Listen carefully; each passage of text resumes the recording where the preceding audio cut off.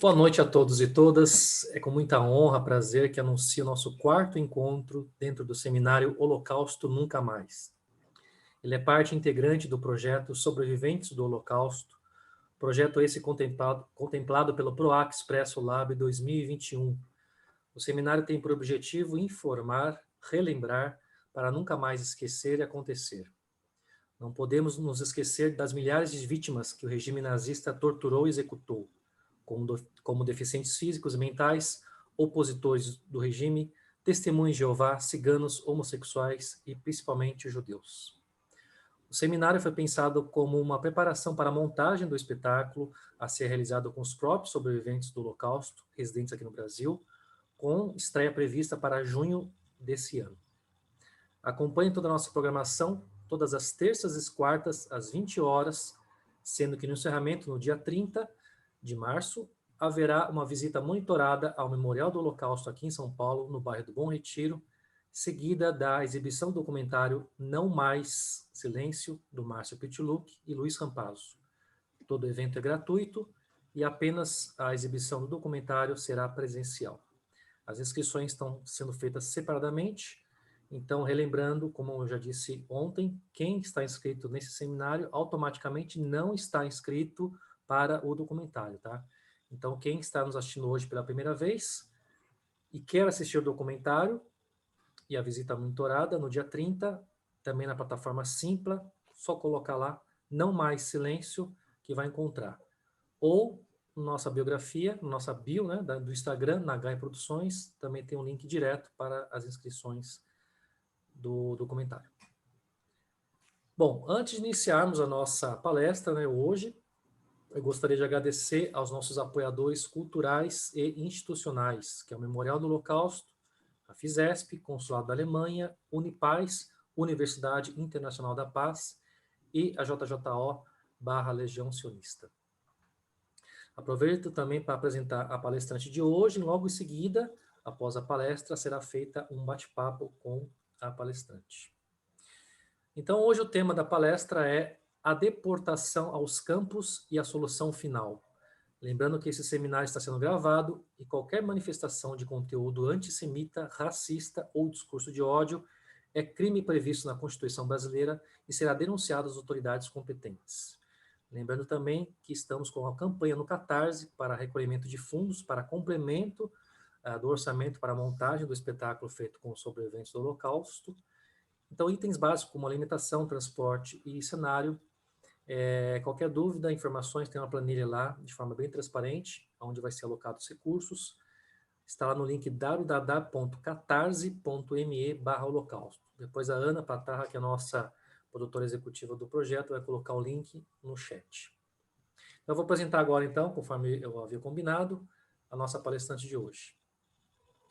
Ilana Rabinovich Iglic é coordenadora educacional do Memorial do Holocausto e do Memorial da Imigração Judaica de São Paulo. Ela é mestre em língua hebraica, literatura e cultura judaica pela Universidade de São Paulo, a FEFELET. Especializada no ensino da Shoah pelo Instituto Yad Vashem, de Israel, e professora de hebraico, história e cultura judaica. Ministra cursos e palestras sobre Holocausto, história e cultura judaica. Nós resumimos, na verdade, né, grande parte aí do currículo da palestrante, assim como também estamos fazendo com todos os nossos palestrantes, porque eles têm um currículo até mesmo invejável, mas ficaria muitas horas aqui para falar sobre esse currículo, então nós decidimos aí fazer um currículo sucinto. Professora, muito obrigado pela sua presença, pela sua ilustre presença, e é uma honra e um prazer imenso a senhora estar aqui conosco e pode iniciar. E a bola é com você agora. Obrigado. Boa noite a todos. Eu gostaria de agradecer a Nagai Produções, ao Rogério Nagai, a Ana Patarra e a todos envolvidos nesse projeto pelo convite.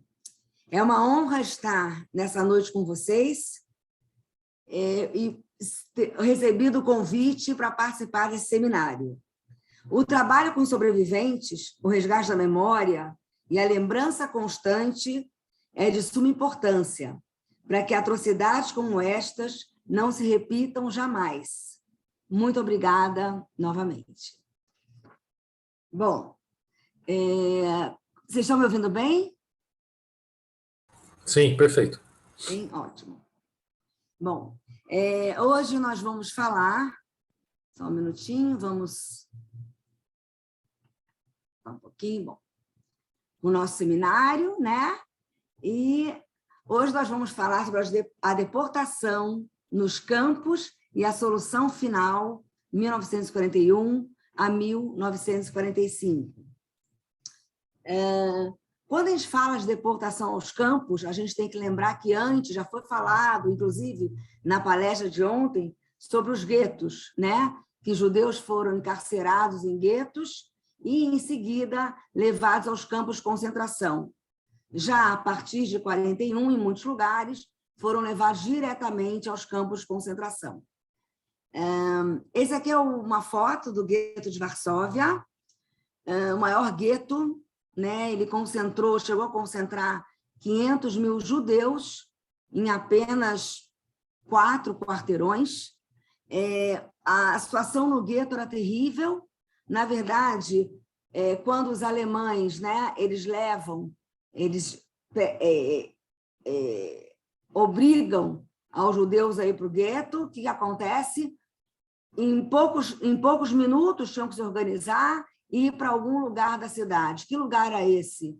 Era um lugar onde não havia saneamento básico, era o pior lugar da cidade, onde os alemães eles muravam 3, 4 quarteirões e confinavam muitas pessoas, muitos judeus lá dentro. Então, no apartamento, por exemplo, que entravam normalmente uma família de 5 pessoas, colocavam 20 pessoas.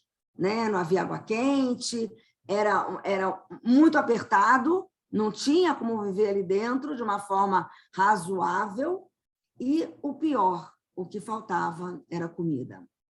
E aí eu vou ler alguns depoimentos, né, de adolescentes, e como esses adolescentes viram toda essa situação. Foi aprovada a lei, todos os judeus deveriam ir para o gueto. Pela manhã, soldados e policiais alemães e lituanos bateram com força em todas as casas, gritando: fora, judeus, fora! Vocês têm 15 minutos para pegar suas coisas e sair. E aqui eu quero chamar a atenção, soldados alemães e lituanos.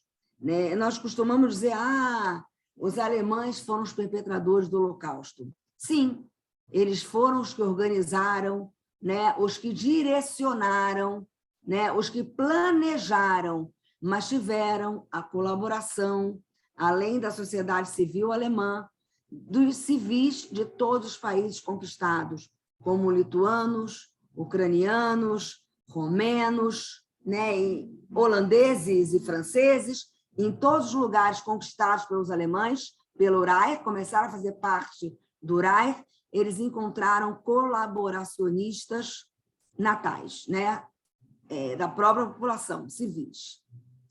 E um outro menino, Yitzhak, de 15 anos, de Vilna, na Lituânia, falou o seguinte: eu me sinto como se eu estivesse numa caixa, sem ar para respirar. Para onde você quer que você vá, você encontra um muro, não tem saída. Minha liberdade foi roubada, minha casa, minha cidade, Vilna, tudo foi tirado de mim. E realmente aqui a gente vê o gueto de Varsóvia, né? A gente vê o muro e os trens do outro lado da cidade, do outro lado do muro, circulando livremente. Um detalhe é que os guetos, para comprovar de como tudo foi planejado, os guetos, ou a maioria dos guetos, ficavam próximos a uma linha férrea. Por quê? Para haver facilidade no transporte. Né? A ideia de locomoção, a ideia de transportar. Nesse mapa, nós podemos ter uma noção, né, sobre os campos de concentração.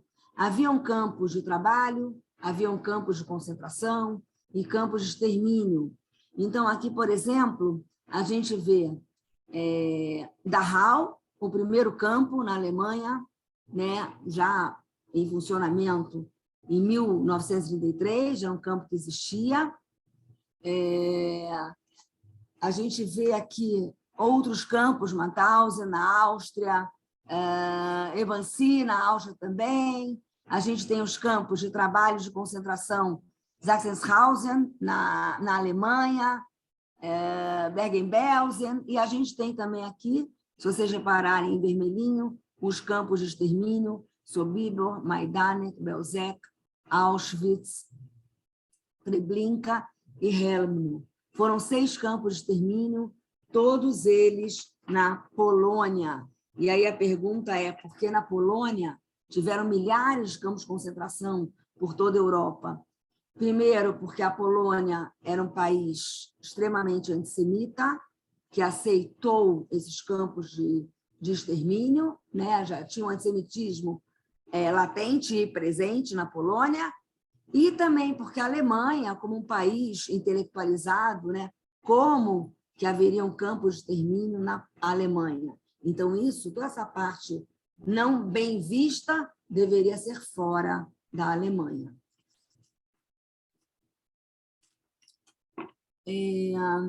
Nós temos aqui algumas linhas, né, em azul, como eram feitos, né, os transportes, de onde para onde.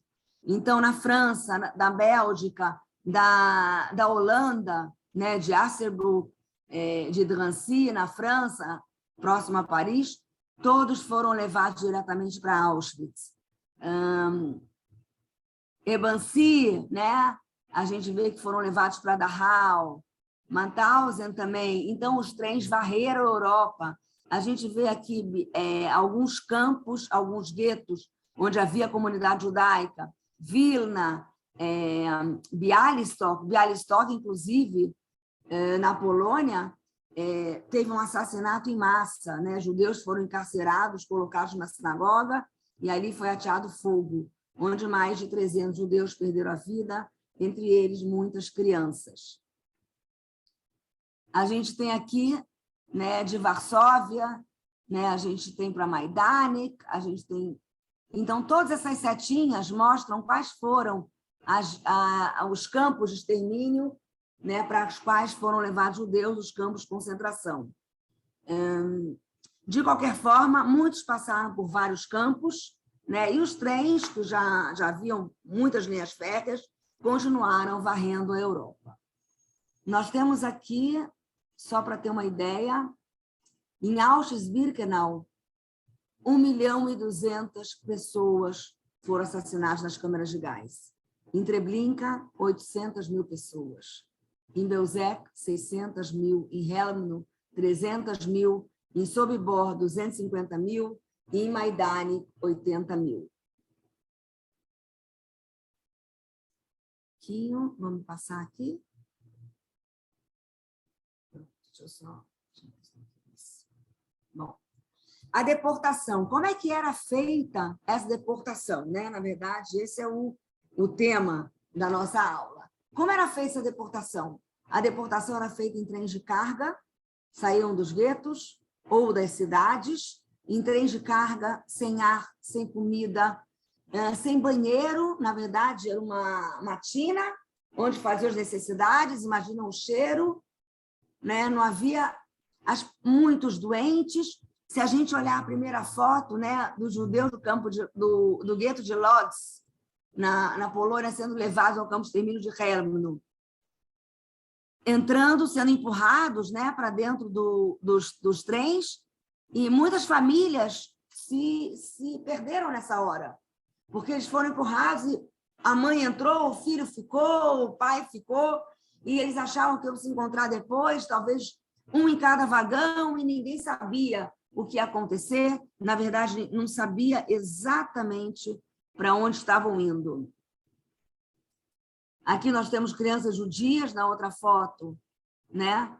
Também do gueto de Lodz, que estão marchando para serem deportadas para o campo de Treblinka, já em 1942, quando já havia campos de extermínio. Uma coisa interessante.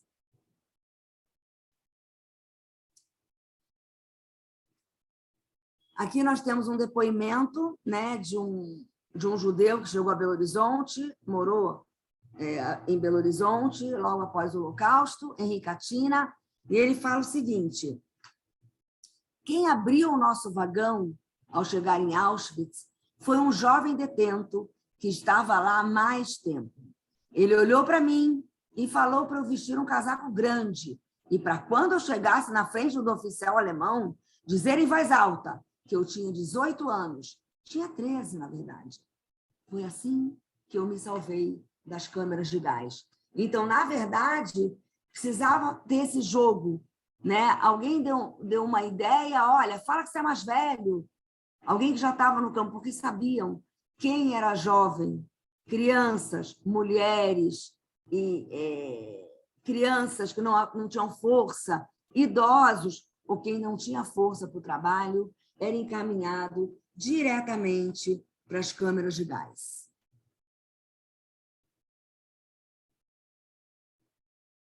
Eu acho que eu pulei um slide.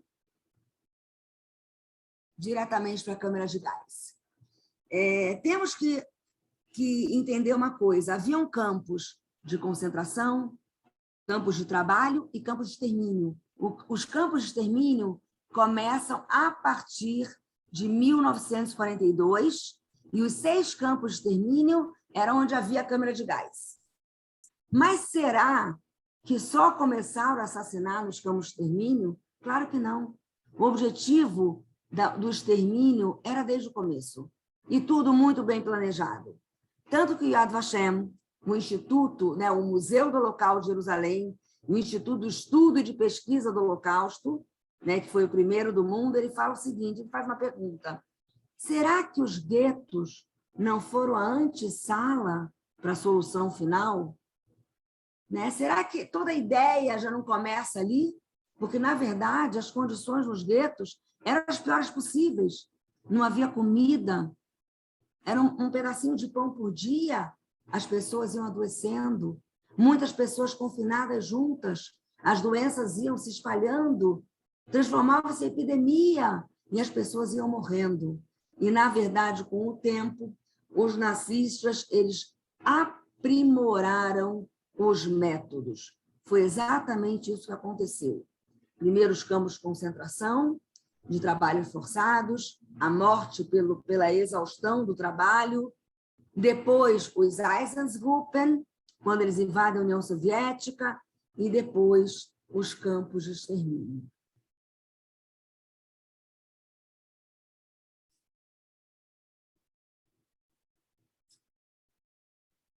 Como era, né, essa seleção? Quando chegavam no campo de concentração, tinha uma seleção: homens à direita, mulheres à esquerda.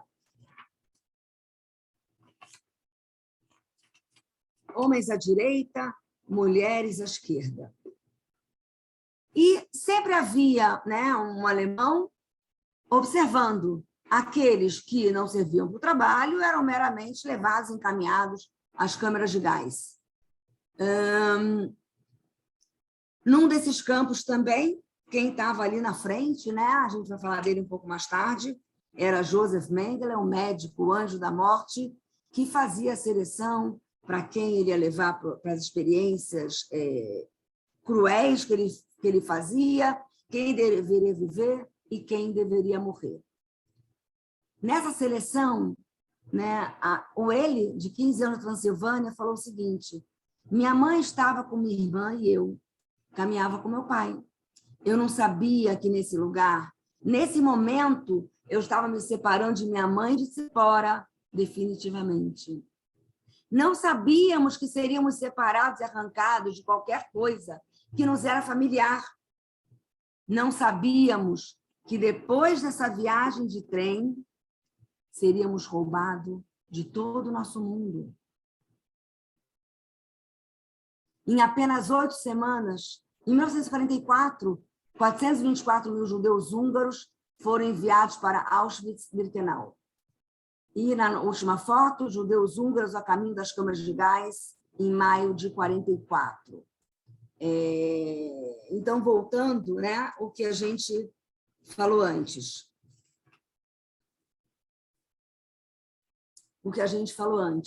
Todo o processo de extermínio foi muito bem pensado.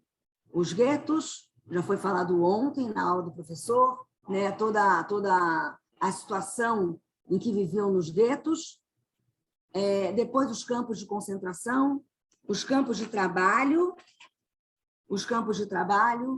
e os campos de extermínio. Os campos de extermínio foram somente após 1942. Eu comentei sobre os Einsatzgruppen. Quem são os Einsatzgruppen?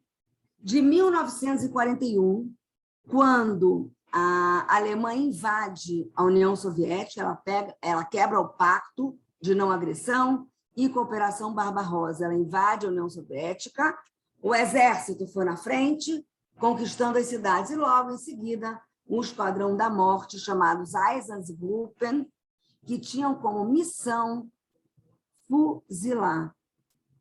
Isso foi até chamado Holocausto das Balas, onde judeus foram fuzilados durante 6 meses, ininterruptamente.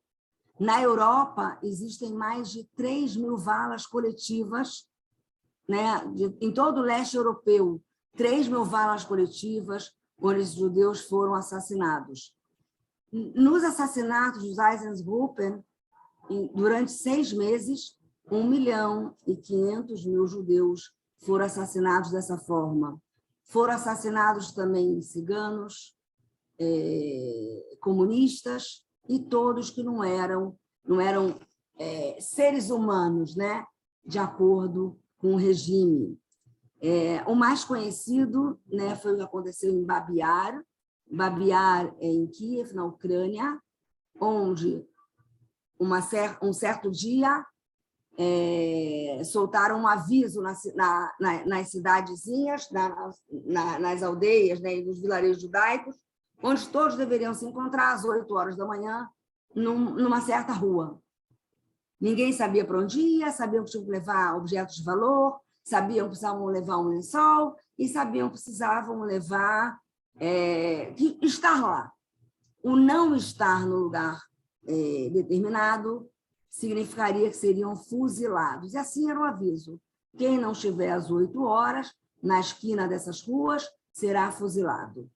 E então, o que aconteceu? Todo o vilarejo acabou indo para esse lugar combinado, sem saber, sem ter ideia para onde eles iam. Quando chegaram lá, foram obrigados a marchar um longo caminho.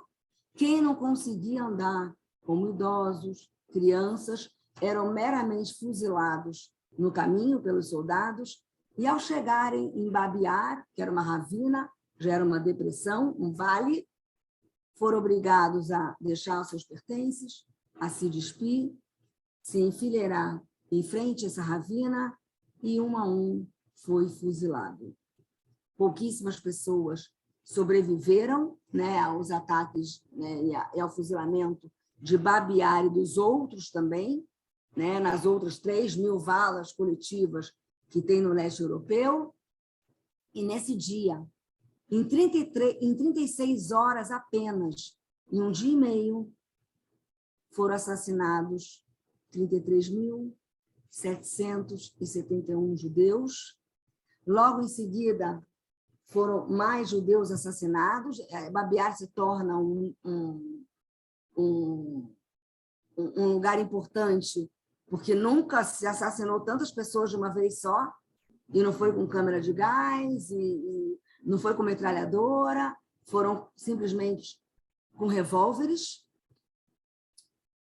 Mais tarde, foram assassinados, em média, 70.000 judeus nesse mesmo lugar, e 100.000 seres humanos, entre eles ciganos e comunistas, testemunhas de Jeová, e todos que não eram arianos, de acordo, não eram uma raça nobre, pelo menos, as sub-raças ou raças inferiores, de acordo com o regime.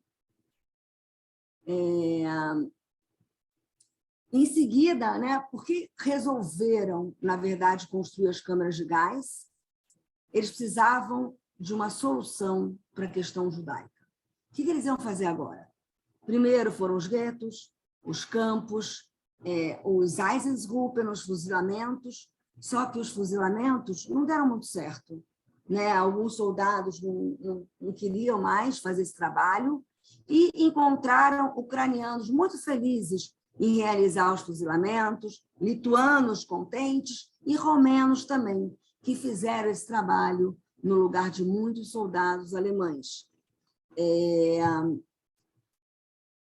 Isso demandava também os assassinatos com os Einsatzgruppen, pessoal, né? Muita gente, e para eles começou a ser um desperdício de balas. Então, eles começaram a pensar numa nova forma, né? Começaram a aprimorar os métodos, o que poderia ser feito para que a solução final realmente tivesse êxito, né? Mais pessoas assassinadas em menos tempo e com menos gasto. E foi assim que o Holocausto se transforma na grande indústria da morte. E Auschwitz, o lugar onde foram assassinados o maior número de seres humanos.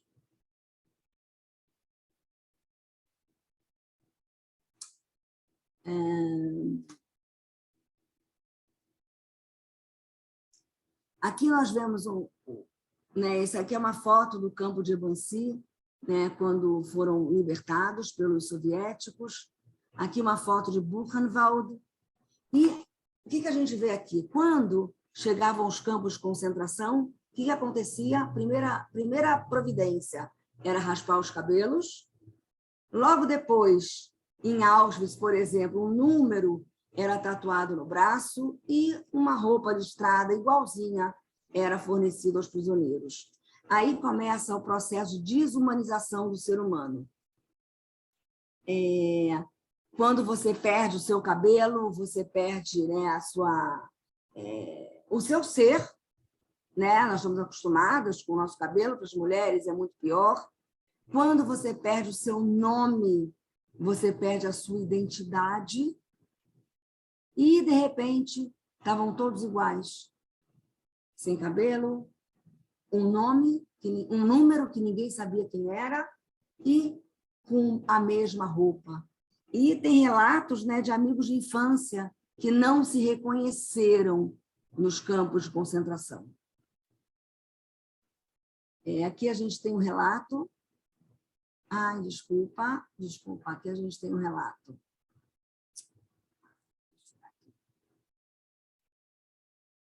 O ele da Transilvânia falou, o mesmo ele que a gente viu antes, falou assim: com uma agulha gravaram o número no braço esquerdo. Ou seja, eu não era mais ele, eu era um número.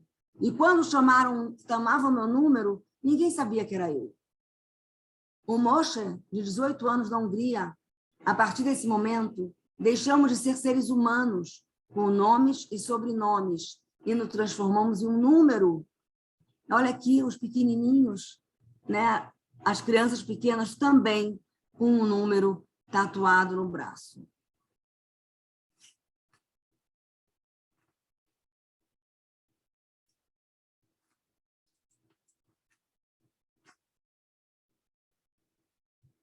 Nos campos, tinham os capos e os Sonderkommando.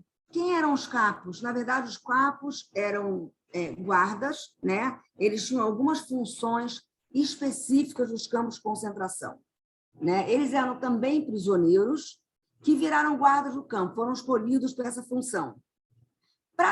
Quem aceitava essa função? Na verdade, para você ser um capo, você ganhava alguns privilégios. Você tinha uma comida melhor, você não dormia com os outros prisioneiros no barracão, né? Se obedecessem aos oficiais nazistas, você não era castigado. Só que o capo, geralmente, ele tinha um perfil, né? Alguns capos, tá? Tinham capos judeus, capos não judeus, e alguns capos tinham um perfil mais cruel, né? E aí, realmente, eles usavam de crueldade com os prisioneiros. Às vezes, não era nem necessário, mas alguns achavam, se eu fizer bem o meu serviço, né, o meu trabalho, eu vou estar bem, né? Os alemães vão me proteger, eu vou estar protegido. A função era administrativa, e a disciplina no campo. Eles eram observados o tempo todo pela SS, pelas forças paramilitares, podiam bater até a morte, tinham a liberdade de bater num outro prisioneiro até a morte, se fosse necessário. E a gente sabe que aconteceram casos que não era necessário. Tá? Às vezes, os capos eram piores que os seus algozes. Alguns capos ajudavam. Eles receberam essa função e queriam essa função para sobreviver. Talvez sobreviver um pouco mais, ninguém sabe o quanto, mas talvez tenha uma vida um pouco melhor, com mais comida, né, com um lugar melhor para dormir. Então, foi uma opção. E alguns realmente ajudavam os prisioneiros. Fingiam que não viam alguma coisa, se os prisioneiros se escondiam ou faziam alguma coisa não era permitida no campo, alguns realmente fingiam que não viam, enquanto outros eram bastante cruéis.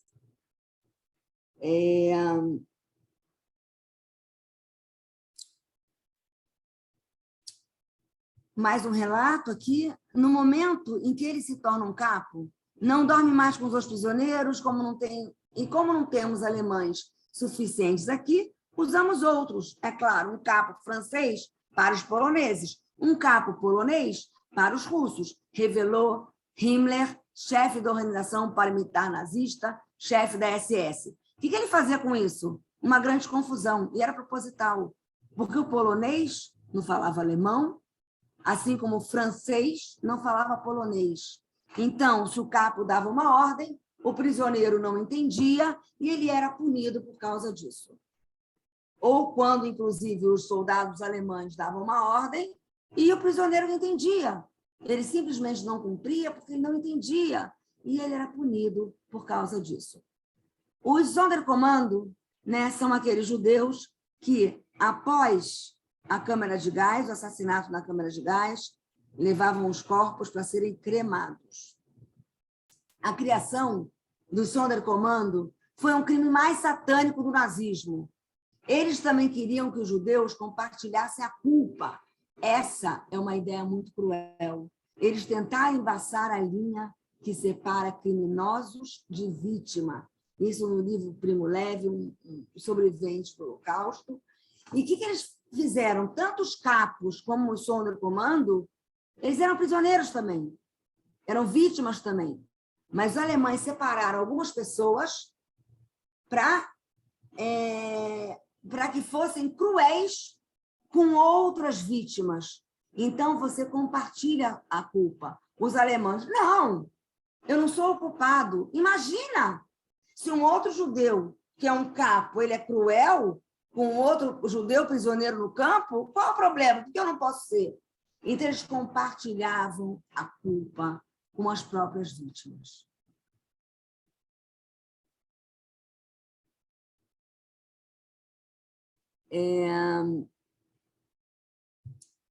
Na verdade, o que precisava ser para um Sonderkommando? Tinha que ser forte para poder carregar os corpos, né?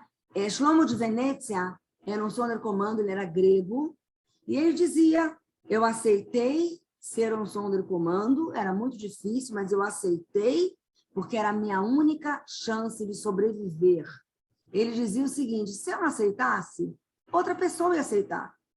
Então, eu aceitei para tentar sobreviver com mais comida e com condições um pouquinho melhores. Os Sonderkommando, eles moravam em barracões totalmente separados do resto do campo.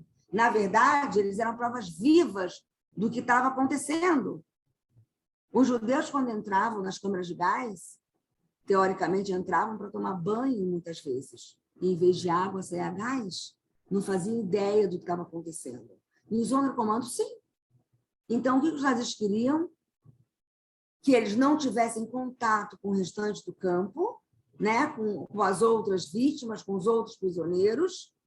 Só que isso não garantia a vida, garantia uma melhoria por algum tempo, porque de 4 em 4 meses eles eram trocados. O que quer dizer trocado, gente? Eles eram assassinados da mesma forma que os outros prisioneiros.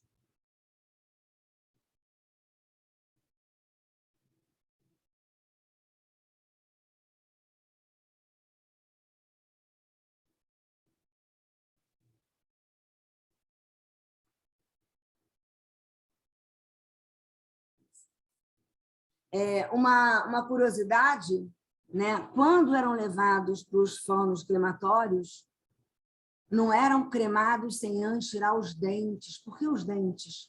Antigamente, as obturações não eram de amálgama, eram de ouro. Então, retiravam os dentes para derreter o ouro, para fazer mais lingotes, né? Mais barras de ouro para o Reich, para o Império Nazista, que foi enriquecendo com os bens dos judeus que foram confiscados desde o início, né? Confiscados desde o início, como propriedades e as lojas, né?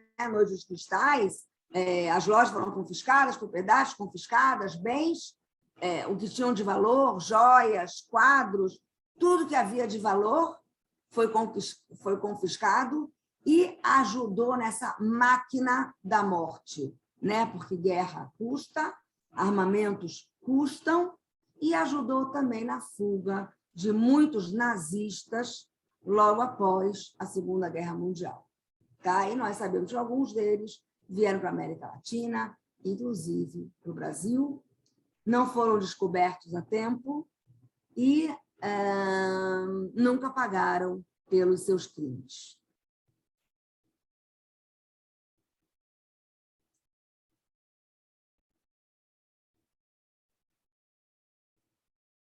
Bom, nós falamos que tinham os campos de concentração, campos de trabalho e campos de extermínio, e a gente vai tentar entender o que é isso, né? Todos horríveis, né? Um sofrimento só, mas tinha uma diferença. Dos guetos foram levados para os campos de concentração.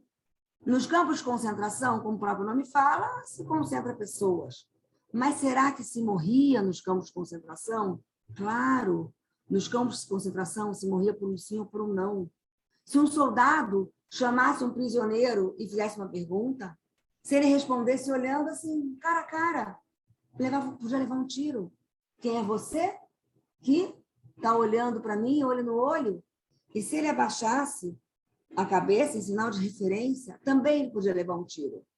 Como é que abaixou a cabeça e não olhou para mim? Ou seja, se morria por um sim ou por um não, haviam paredões de fuzilamento, haviam forcas.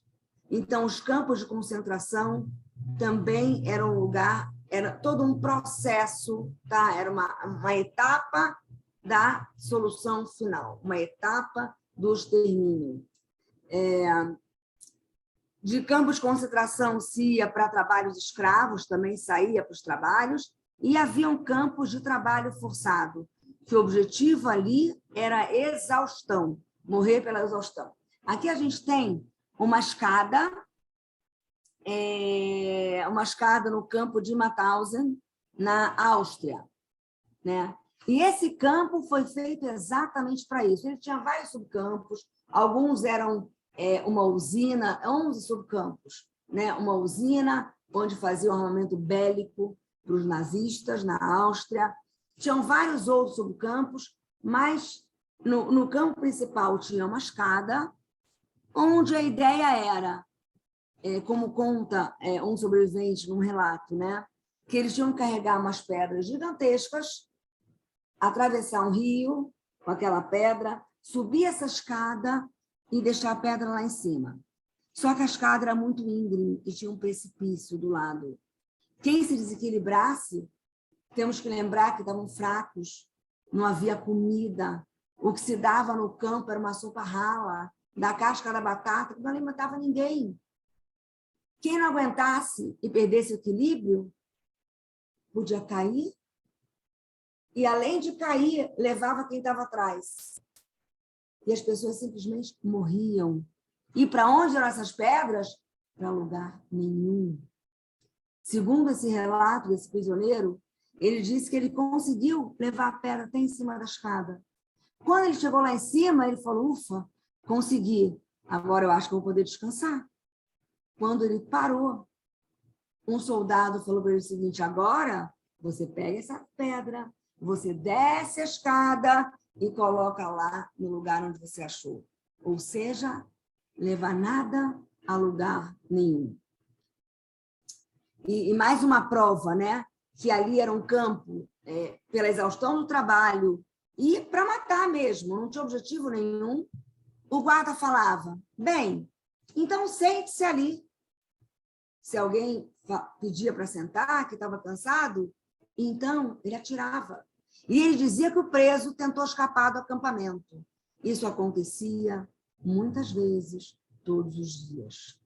Os prisioneiros aqui na Polônia, né, num campo de trabalho forçado, somente para judeus, nesse caso, tá, na área do governo geral da Polônia.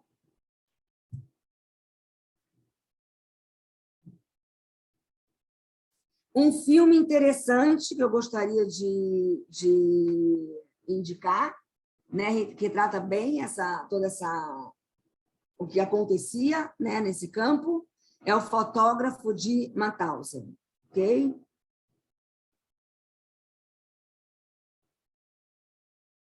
Bom, além dos campos, né, de trabalho forçado, haviam os campos de extermínio, 6, todos na Polônia. Todos na Polônia. E, como eu falei no começo, o Holocausto foi a grande indústria da morte, não só uma indústria da morte, como uma industrialização da morte, né? Na aula de ontem, o professor tocou sobre a desumanização do ser humano. Na verdade, o Holocausto foram 12 anos de desumanização do ser humano. E ela começa bem antes, né, dos campos de extermínio. Tem um sobrevivente, né, que ele falava o seguinte: aquela sopa fazia mal, a gente desinteria, né? Então, assim, a gente se sujava. E você não podia trocar de roupa, com ela você trabalhava, com ela você dormia, com ela você comia. Então, você não podia escovar os dentes, o que é básico para a gente, a higiene básica do ser humano. Muitos não conseguiam nem se manter de pé, tamanha fraqueza. A higiene básica do ser humano não era dada. Então, o ser humano passava a não ser um ser humano. Nos guetos, crianças roubando pão da boca das outras. Quando que alguém ia fazer isso? São atitudes não humanas, digamos assim, né? Não é bacana fazer isso. Ninguém fazia isso, mas a própria situação impunha esse tipo de atitude. Então, ela começa com a desumanização do ser humano. E eles, através da propaganda, mostravam que os judeus e os grupos perseguidos não eram seres humanos. Então, com eles, qualquer coisa se podia fazer. Então, não havia problema em assassinar. Os assassinatos pelos Einsatzgruppen, que eram observados pela população local, não havia problema nenhum. Né? A industrialização da morte não havia problema, virou uma indústria. Não havia problema nenhum em dormir num colchão de cabelos humanos. E sabiam que era cabelo humano. Então, aqui, ó, os cabelos foram raspados, assim, chegavam no campo, viravam colchões, viravam almofadas. Da pele eram feitos abajur, a cúpula do abajur. Da gordura da pele, sabão. Gente, sabão humano, pura gordura de judeus. E eles sabiam. Na Polônia, inclusive, teve um judeu que ele conseguiu passar sem ser capturado e levado para os guetos e campos de concentração. Ele tinha um biotipo ariano, falava muito bem polonês, e ele passou a guerra trabalhando numa fábrica. Todos achavam que ele era um polonês não judeu. Um dia, a dona da fábrica vira e fala assim: oi, toma aí, leva essa lata de sabão. É sabão de judeu. Ou seja, a a população civil sabia que era sabão de seres humanos, lavavam garfo, prato, colheres, utensílios que a gente come com sabão de seres humanos. Eles sabiam, mas naquela altura foram tão desumanizados que, para eles, qual o problema de usar um sabão de um ser humano? Né? Qual o problema de usar um sabão de judeu, como está aqui? Afinal de contas, eles não são gente. Então, isso entra em todo o processo de desumanização do ser humano. Os campos de extermínio, né? A gente tem aqui, chegando dos trens, descendo dos trens, dos campos de extermínio, judeus vindos do gueto, né? Do gueto de Beregovo, na Polônia.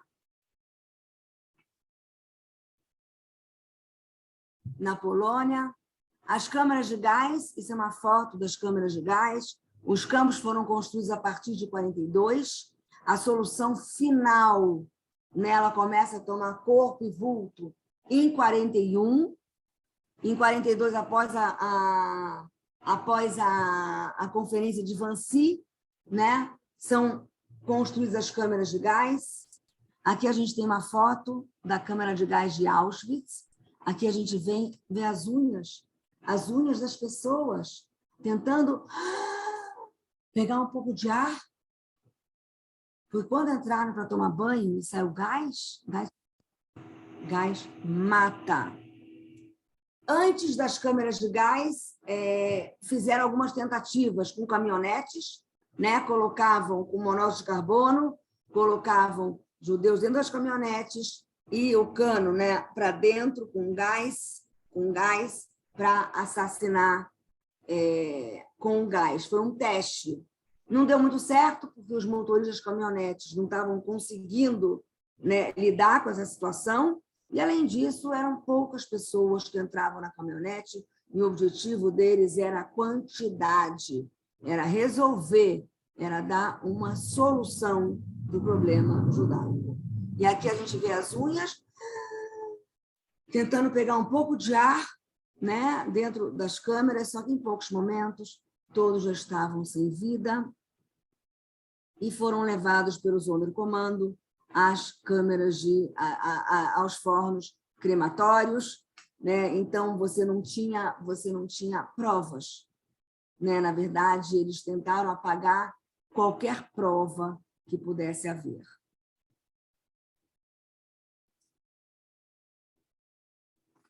Em Auschwitz, só lembrando, né, foi o maior campo de extermínio, onde foram assassinados 1 milhão de seres humanos.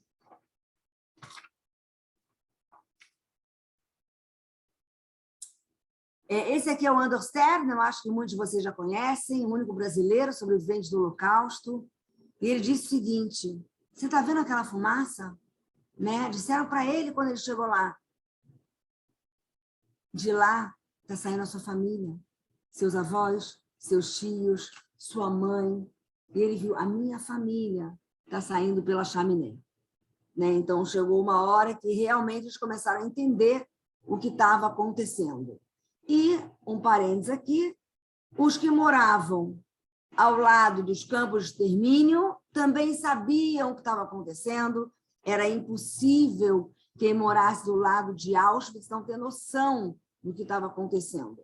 Trens lotados chegavam de noite e voltavam vazios. E uma chaminé com uma fumaça preta e cheiro de carne queimada a todo vapor, dia e noite, dia e noite, dia e noite. Era impossível que não soubesse alguma coisa muito errada estava acontecendo ali dentro. Mas o que acontecia? As pessoas simplesmente não se incomodaram, porque para eles não era gente que estava sendo cremada nos campos de extermínio.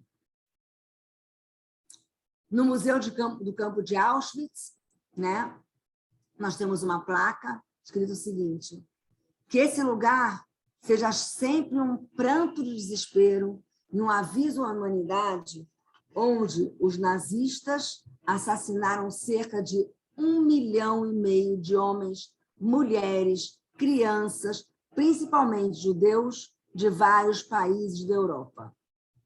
Isso aconteceu de 1940 a 1945.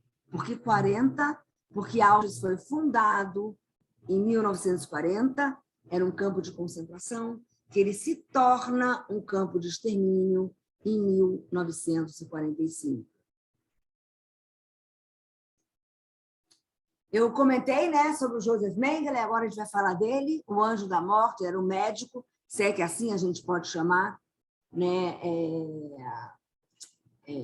ele de médico, né, a gente sabe que todo médico faz um juramento, que a vida é a coisa mais importante, que ele deve salvar a vida. Isso não acontecia com os médicos, né, filiados ao partido nazista, nem com Joseph Mengele, com as experiências, nem com outros médicos que ensinavam aos Einsatzgruppen a matar. Diziam qual era a melhor posição, aonde atirar, para que seja uma morte rápida e certeira. Não me lembro do rosto dele, apenas botas polidas. Quando ouvia seus passos, rastejava-me para baixo da cama. Fechava os olhos, pensava que ele não me encontraria.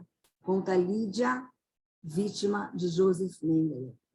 O medo era tanto, todo mundo sabia das experiências que ele fazia, muitos não voltavam das experiências cruéis, e não era em nome da ciência, era em nome da crueldade, da maldade, né? Não é assim que se fazem descobertas científicas. Tem uma trupe, né, Lilliput, tem um livro, né, chamado Gigantes do Coração. Era uma família, né, de gêmeos, e eles já eram famosos na Europa e eles foram objeto de teste na mão de Joseph Mengele. Tá? Depois da guerra, acabou se reunindo. Se, por um lado, eles foram objetos, né, de tese, crueldade na mão de Joseph Mengele, o fato de serem gêmeos também, e terem participado das experiências, também salvou-lhes as vidas. E, depois da guerra, a família acaba se encontrando, né, e continuam com os shows, né, que eles faziam pela Europa. Aqui nós temos algumas experiências, né? Então, com gêmeos, com bebês, com homens. Experiências não levam nada a lugar nenhum, mulheres com barba, esterilizavam as mulheres, faziam experiências muito cruéis, com nenhum objetivo. O único objetivo era a crueldade.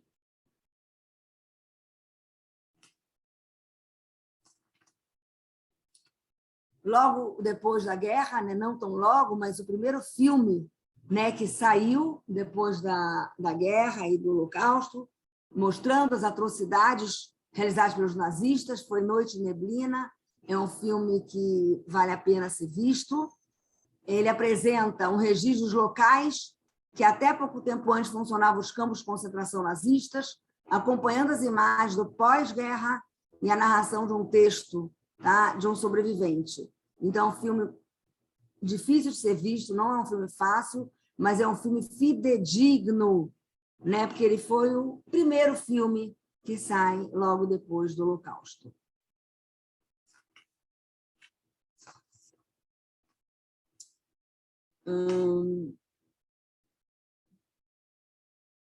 Estou controlando a hora. Aqui a gente vai falar um pouquinho das marchas da morte. Quando a gente fala marcha da morte, a gente tem duas imagens. Uma imagem da marcha, que era feita, né, pelos judeus que saíam dos vilarejos judaicos, né, do leste europeu, e iam 3.000 valas coletivas que foram feitas no leste europeu. Também era uma marcha da morte, tá? Que eram assassinados no meio do caminho e quando chegavam lá. E a outra marcha da morte, que remete, né, quando a gente fala marcha da morte, é quando está acabando a guerra, quando os alemães sentem que eles estão já perdendo a guerra. O que eles fazem? Primeira coisa, destroem o que conseguem nos campos para não deixar rastros, né? Não deixar provas. Destroem fotos, destroem filmes, né? E a gente sabe que tinham muitos filmes e muitas fotos, porque Hitler, no final da guerra, ele queria fazer um museu na cidade de Praga, na República Tcheca, um museu do povo que não existe mais. Então, várias fotos e filmes foram feitos e tirados. Nessa fuga, os nazistas tentaram destruir tudo que havia, claro que não conseguiram destruir, e graças a isso a gente tem nos filmes, né, geralmente filmes em preto e branco, são os filmes originais, as fotos originais, e mais, não satisfeitos em ter que fugir para não serem pegos pelos aliados, pegaram judeus dos campos, grande parte, alguns ficaram nos campos, mas grande parte foi levada para grandes marchas da morte, né? Foram levados onde ainda era território do Reich, e nessa marcha da morte, exatamente quem parava no caminho levava um tiro e era assassinado ali no mesmo lugar. Era literalmente uma marcha para exaurir, uma marcha para exterminar. Aqui a gente vê, né, corpos, né, de judeus pelo caminho, na República Tcheca, na Tchecoslováquia, alguns caminhando, os soldados, e os que estavam caminhando, esse grupo, passando por judeus do grupo anterior que foram assassinados no meio do caminho. Então, vocês imaginam, né, no que eles estavam pensando, né? O que nos espera? O que mais pode nos esperar? Essa fotografia aqui foi tirada clandestinamente por um civil alemão e mostra os prisioneiros no campo de concentração de Dachau, na Alemanha, numa marcha da morte, indo ao sul, passando por uma vila, né, a caminho de um outro lugar. Então, eles passavam no meio da população civil. A população estava vendo o que estava acontecendo, sabiam exatamente o que estava acontecendo.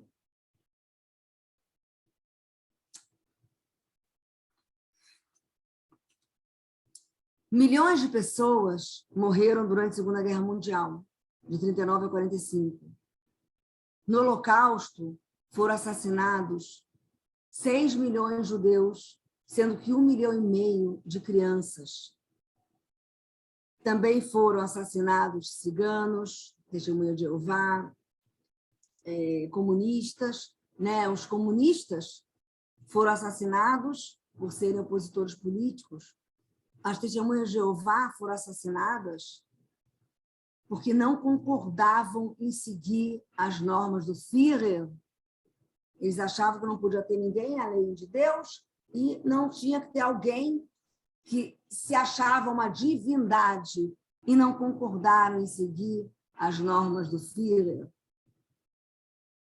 Os ciganos, por serem vistos como fora da sociedade, né, um povo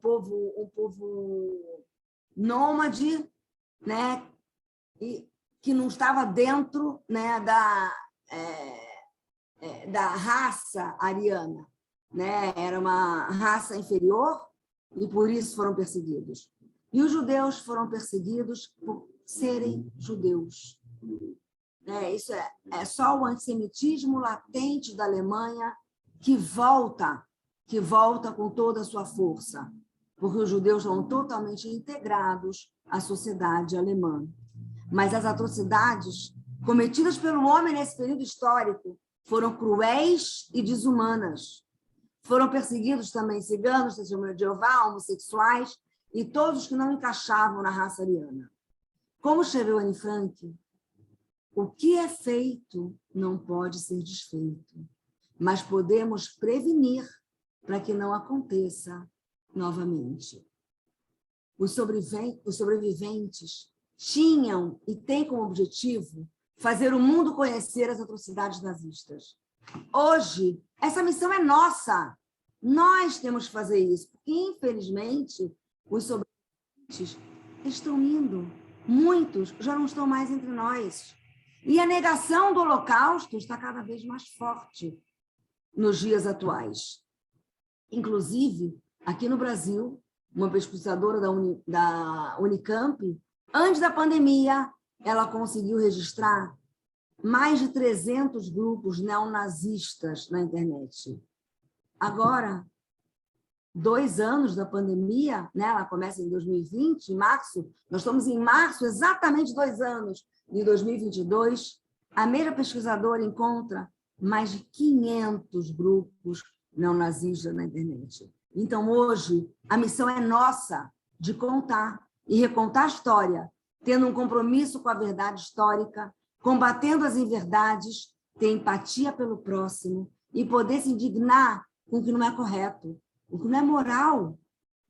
Esse é o caminho para que genocídios, como o Holocausto, essa indústria da morte, não se repita nunca mais, com nenhum povo, com nenhuma nação.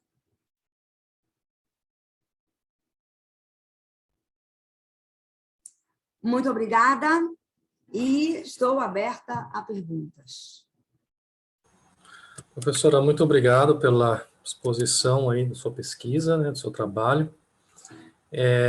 Eu só vou fazer, antes de a gente partir para as perguntas, só vou fazer um adendo que a professora Ilana mencionou, nesse caso lá do campo de trabalhos forçados, em específico sobre uma pedreira, que tinha uma foto lá que ela mostrou, e ela também falou do Andor, tá? O Andor, para quem não sabe, ele é o único sobrevivente nato, né, brasileiro do Holocausto. Todos os outros sobreviventes que vieram para o Brasil não eram brasileiros, né? Então vieram para o Brasil, eram imigrantes. O Andor acontece ao contrário, ele nasce no Brasil, vai para a Índia, na verdade, que o pai dele trabalhava, né? Foi transferido para a Índia, depois ele vai para a Hungria visitar os avós, lá ele é pego.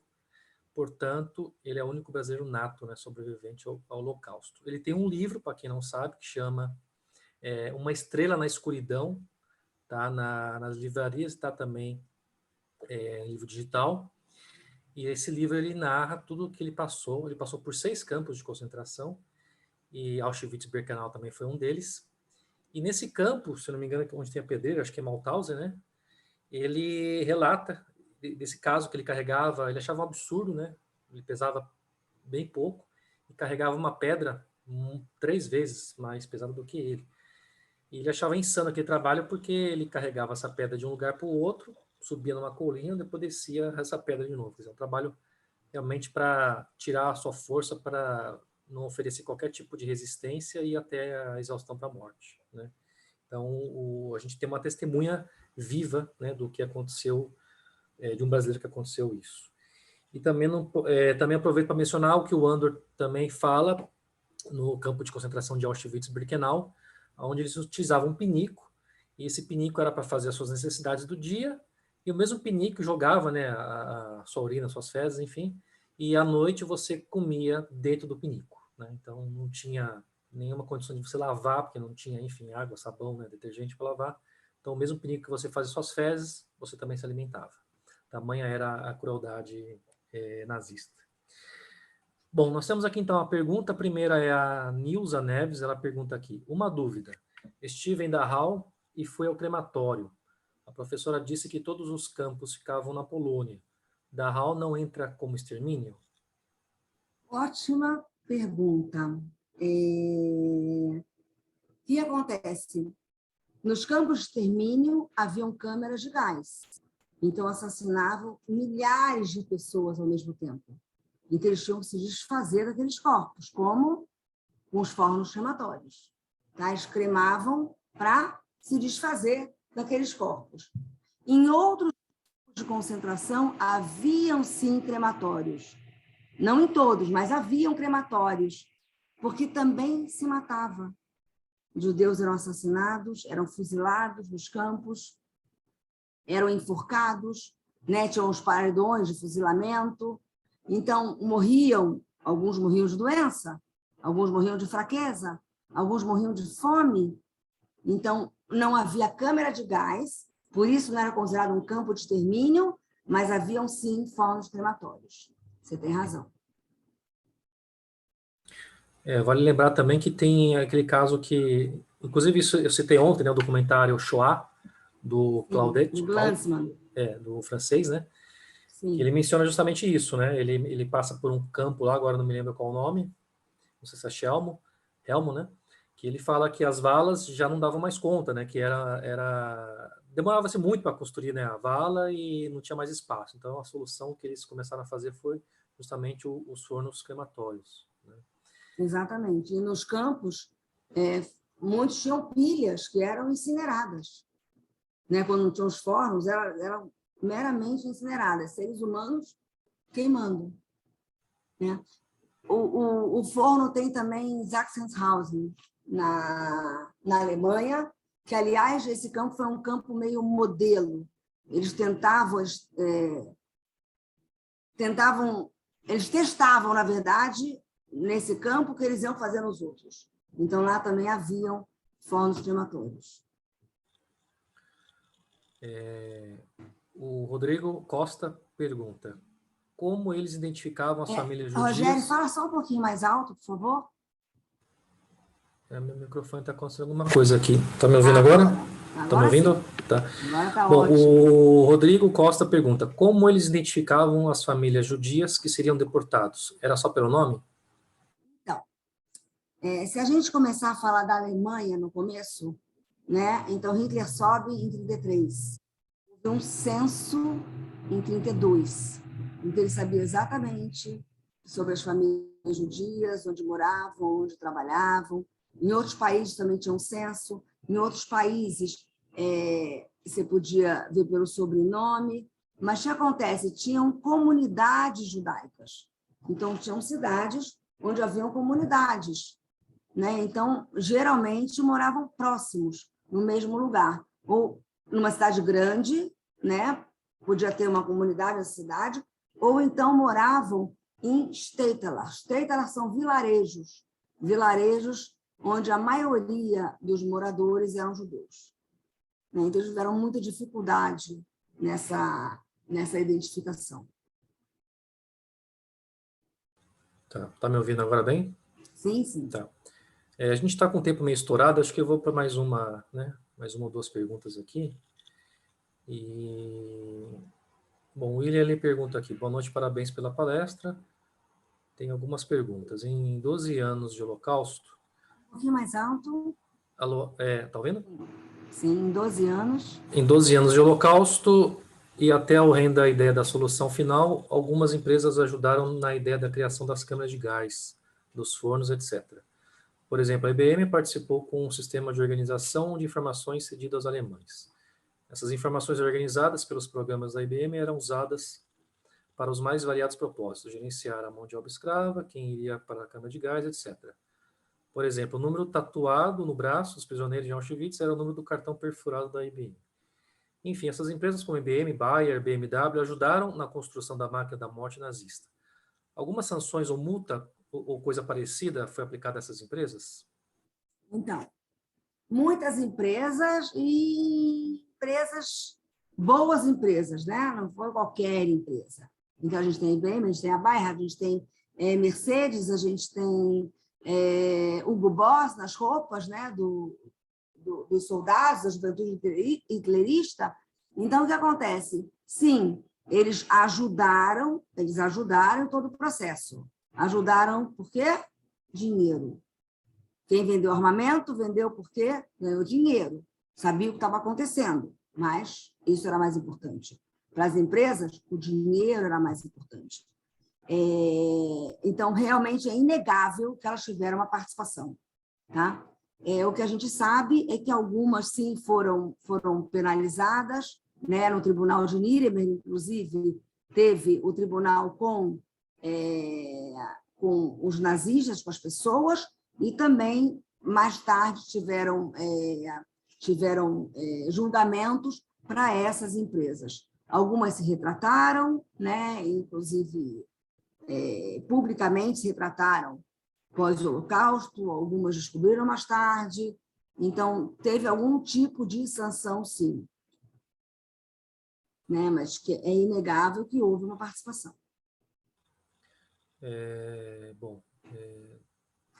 Tem aqui o Rafael Azamor, acho que é assim que se fala, não sei.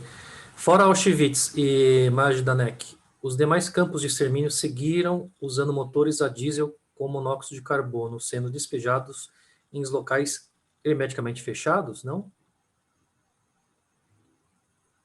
Na verdade, os campos de extermínio, sim, né, como câmeras de gás também, e também naquelas caminhonetes que a gente comentou antes. Né? Primeiro testaram o monóxido de carbono, só que o gás Zyklon B se mostrou mais eficaz. Eu aconselho o Rafael, inclusive, eu volto a citar nesse documentário porque ele é muito importante, foi feito em 85, 86, se não me engano. Está disponível no Instituto Moreira Salles, em São Paulo. O professor Flávio falou que está disponível no YouTube. Eu não cheguei a procurar porque eu fui direto na fonte. Mas, Rafael, ele tem esse documentário Shoah, que inclusive menciona isso, tá? Ele mostra no campo de Helmo, que foi o primeiro campo a fazer a experiência com o gás, né? A morte que eles colocavam o gás carbônico, os caminhões andavam várias horas, né, para poder matar todas as pessoas dentro do caminhão-baú, dentro, né, deles.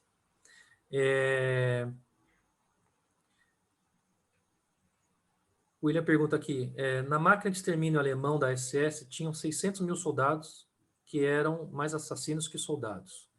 Ao final da guerra, não mais que 300 nazistas foram julgados no tribunal de Nuremberg. E o restante? Voltaram para suas casas...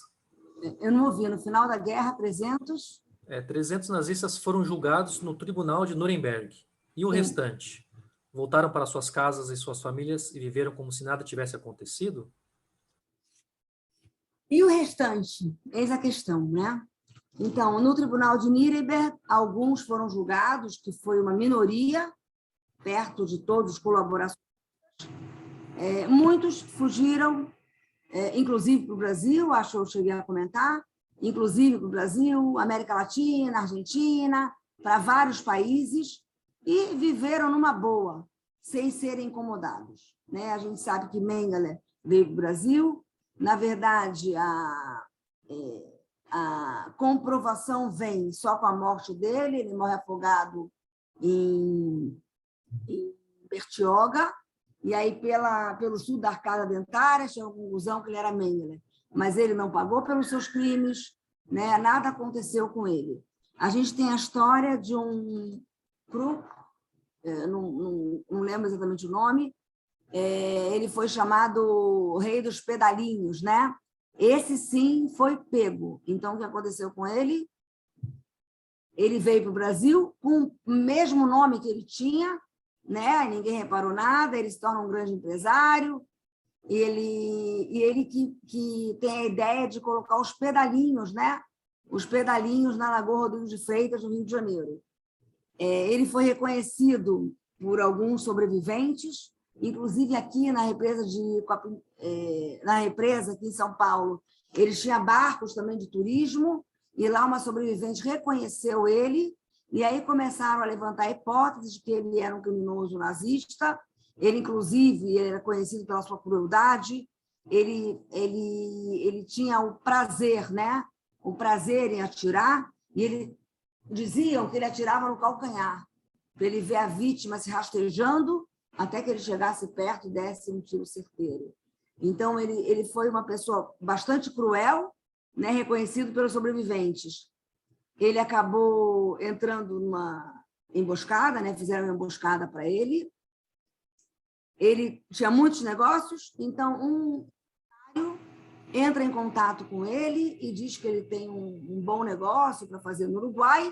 Não sei se vocês leram essa reportagem, no Uruguai. E aí ele queria mostrar a casa que ele ia alugar no Uruguai para começar a empresa. E aí ele vai para o Uruguai, pensando que ia fazer um grande negócio, e quando ele entra na casa, ele percebe que ele entrou numa emboscada, e, na verdade, quem fez isso foi o Mossad, tá? Porque o Brasil, na época, na verdade, nada aconteceu com ele, ele, inclusive, teve proteção policial quando ele se sentiu acuado, quando começaram a falar que ele era um criminoso de guerra e deveria ser julgado, teve proteção policial. Então, o Mossad, eles conseguiram levar ele para o Uruguai e lá ele foi assassinado. Tá? E dizem, inclusive, que ele, apesar da idade avançada, ele era guerreiro, né? E os agentes do Mossad, eles não estavam esperando que ele reagisse. E ele acabou reagindo, eles queriam levar ele vivo para julgamento, Ele acabou reagindo e acabou sendo morto, escondido numa caixa, e uma denúncia anônima falou que ele estava naquele baú. Tá? Então, esse é um caso que foi feita uma justiça depois, tá? Não nas mãos dos tribunais. A mesma coisa aconteceu com Eichmann, na Argentina, um caso conhecido, né, que ele foi sequestrado pelo Mossad também na Argentina e levado para Jerusalém, e foi feito o julgamento de Eichmann. Inclusive, o julgamento foi extremamente importante, ele foi um dos arquitetos da solução final, e foi nesse julgamento os sobreviventes começaram a falar. Ele foi em 1960 capturado, julgamento de 61. Até então, os sobreviventes quase que não falavam o que aconteceu. E o julgamento de Eichmann foi um marco, né? Ali eles começaram a falar sobre tudo o que aconteceu e, com todas as evidências, claro que ele foi penalizado, né? Ele foi enforcado e essa foi a sentença dele. Mas muitos continuaram por aí, vivendo suas vidas sem nenhum problema e nunca pagaram pelos seus crimes. Nós temos alguns casos, o carcereiro de Lyon, nós temos alguns casos que, durante os anos, né, sobreviventes que se empenharam em correr atrás dos nazistas e capturar os nazistas para que eles pagassem pelos seus crimes, conseguiram descobrir alguns, né? A gente tem alguns nomes, e que eles foram levados a julgamento, prisão perpétua, mas foi um número muito pequeno, perto dos que deveriam ser julgados. Bom, nós vamos encerrar o chat, mas fiquem aí por enquanto, por favor, que a gente vai dar algumas informações aí. Eu vi no chat lá que no comecinho muita gente está falando que eu queria ir lá na visita monitorada, só que encerrou. Infelizmente, a visita monitorada ela tem um limite de 45 pessoas apenas para visitação, tá? Só que o que acontece? Algumas pessoas estão desistindo por causa do horário, que é 5h30 da tarde no dia 30. Então, o que acontece? Nós não criamos uma lista de espera, porque é muito difícil controlar essa lista de espera. Então, eu peço assim, que quem está interessado na visita monitorada, que é dia 30, 17h30, a pessoa fique atenta no Simpla, vá entrando aí todos os dias, né? E fique atento. Por quê? Porque a partir do momento que a pessoa desistir, nós vamos cancelar o ingresso da pessoa e automaticamente, na Simpla, ela vai liberar para a reserva do voucher, tá? Então, a partir do momento que libera, a pessoa vai lá e reserva, tá? O que nós temos ainda, poucas, mas nós temos, então aconselho quem não fez para fazer o mais rápido possível, é a inscrição para o documentário às 19 horas, tá? Que esse já tem como vai ser feita na própria sinagoga, é um espaço maior, tá? Que vai ser às 19 horas no dia 30. Bom, o assunto está muito, né, interessante, é muito vasto também, tem muitas informações, mas infelizmente a gente até estourou um pouco o nosso horário. E o que eu queria dar de recado é esse. Mencionar também, para quem não seguiu a gente, siga nas redes sociais, tanto no Facebook como no Instagram, na Gaia Produções. Nosso canal também no YouTube, façam a inscrição, ative o sininho para receber todas as nossas notificações, porque em breve nós vamos subir todo o material das palestras lá no nosso canal no YouTube, onde vai ficar disponível. E também reforçando que como é importante a gente sempre relembrar para nunca mais acontecer isso. Nós estamos na fase agora de pesquisa com os sobreviventes para desembocar tudo isso, dar um projeto, né, de um espetáculo teatral, conforme eu já mencionei, com a estreia prevista em junho. A partir de R$30, quem puder contribuir, contribua no Catarse. A Ana vai colocar novamente aqui o link. O que nós não queremos não é apenas arrecadar fundos com esse Catarse. Nós queremos que vocês façam parte desse projeto, que como se fosse o sentimento, o coração de vocês estivesse parte desse projeto. Lá tem as recompensas, mas para nós é mais importante que todos façam parte nessa militância, né, nessa luta contra esse antissemitismo, com esse racismo, que, como a professora Ilana mencionou, está crescendo no Brasil e no mundo, e isso é preocupante. É preocupante, porque a gente viu que na década de 20, 30 começou assim, e a gente não pode deixar que isso aconteça novamente. Professora, muito obrigado pela sua presença. A gente se vê logo mais no Memorial do Holocausto. Agradeço a todos da Nagai Produções e todos que estão aqui nos acompanhando. A gente se vê em breve amanhã. Lembrando que amanhã vai ter também um tema super interessante, que até então eu desconhecia, que a professora doutora Leslie Marco, judia peruana, ela vai falar sobre os teatros de resistência no Holocausto, hein? Pouca gente sabe disso, é pouco comentado, inclusive, de teatros que se faziam nos campos de concentração como forma de resistência contra os nazistas, tá? Amanhã às 20 horas estaremos aqui. Se quiser falar mais alguma coisa, professora, a palavra é sua. Muito obrigada novamente pelo convite. Parabéns pelo trabalho de vocês, né? E um trabalho maravilhoso. E a missão é nossa. Isso é importante que a gente tenha isso muito claro. A missão de lembrar e não esquecer jamais, para que isso não volte a acontecer nunca mais. Eu adoraria responder todas as perguntas, mas, infelizmente, nosso tempo se esgotou. Bom, se alguém quiser perguntar mais alguma coisa, sinta-se à vontade, pode me mandar um e-mail, ilana@memorialdoholocausto.org.br, e estamos à disposição. Obrigada, Rogério, muito obrigada, Ana, e a todos que participam desse lindo projeto. Muito obrigado. A professora Ilana colocou aqui o e-mail dela para quem quiser entrar em contato, né? A Ana, desculpa, colocou aqui. Quem quiser fazer mais perguntas, aí também pode passar para a professora Ilana. E, desculpa, retificar, não é amanhã, tá? É na terça-feira que vem. Eu estou achando que hoje é terça, na verdade hoje é quarta, né? É toda terça e quarta. Então, na terça-feira que vem, professora Leslie, Teatro de Resistência no Holocausto, durante o Holocausto. Muito obrigado a todos, boa noite e até terça-feira da semana que vem. Obrigada, boa noite.